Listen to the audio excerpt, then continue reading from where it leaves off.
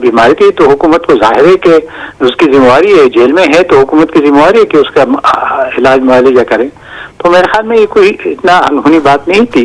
जहाँ तक उनके सेटिस्फेक्शन की बात है तो जाहिर है कि जब डॉक्टर्स गए हैं और उसने उसका मायने किया तो जो वापस आए तो उनको रिपोर्ट भी पेश की गई। और आपने जिस तरीके से बात की है मेरे ख्याल में इससे अभी बेहतरी की तरफ जा रहे हैं और बेहतरी की तरफ जाना भी चाहिए।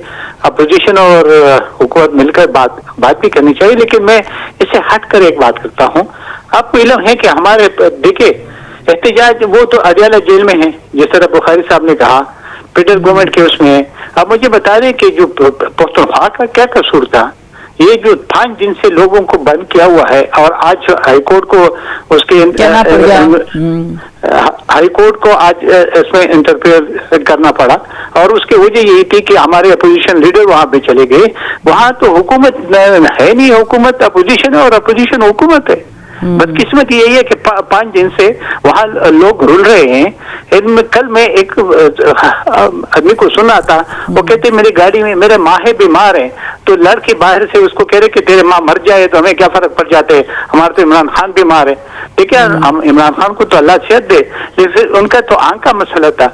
जो गाड़ी के अंदर खातून थी, लेकिन अब तो वो सामने आ गई ना, वो 6x6 है आंख, एक और 6x9 है। तो अब नहीं नहीं वो अपनी जगह पे, लेकिन उन लोगों का कसूर है जिनने इनको मैंडेट दिया है, जिनके हुक्मरानी दिए 13 साल से उनके ऊपर हुक्मरानी कर रहे। ठीक, आप मुझे बता दें उसका कोई लाजिक बनता है?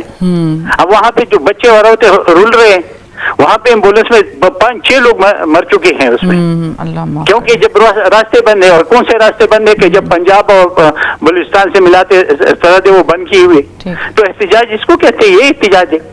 यानी आप कह रहे हैं कि पहले बात की खाल तक निकालने से पहले जड़ तक पहुंचना चाहिए था। पीटीआई को सबर सुकून से काम लेना चाहिए था, उसके बाद देखना चाहिए था कि क्या रिपोर्ट आती है। कम उस सूबे में तो नहीं करने चाहिए, उस सूबे में तो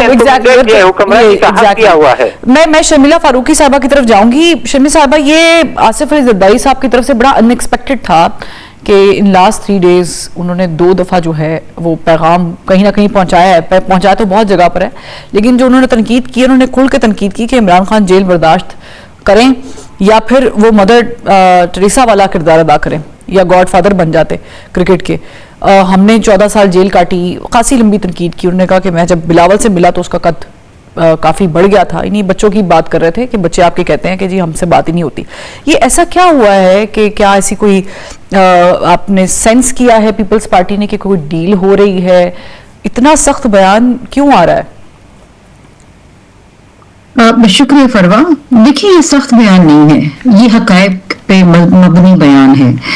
जिसने कैद बंद की सोबतें काटी हो ना, उसको मालूम होता है कि उस पर क्या गुजरी है। सदर जरदारी साहब ने 11.5 साल बेगुनाही के अंदर जेल काटी है, हमारे पार्टी के रहनुमाओं ने जेल काटी है, मैंने खुद 6 महीने जेल काटी है। मुझे मालूम है कि कितनी तकलीफ उठानी पड़ती है, लेकिन हमने कभी वावेला नहीं मचाया, हमने कभी सड़कें नहीं बंद करी, हमने एक आम आदमी की जिंदगी मफलूज नहीं कर दी। हमने जिस तरह अभी जिक्र हो रहा था कि एम्बुलेंसेस नहीं रोक दी थी जहां पर लोगों को इमरजेंसी में अस्पताल पहुंचाया जा रहा था, हमने बर्दाश्त किया। और सदर जरदारी साहब ने यही कहा कि इसमें बड़ी गैरत के साथ आपको बर्दाश्त का मुजाहरा करना पड़ता है।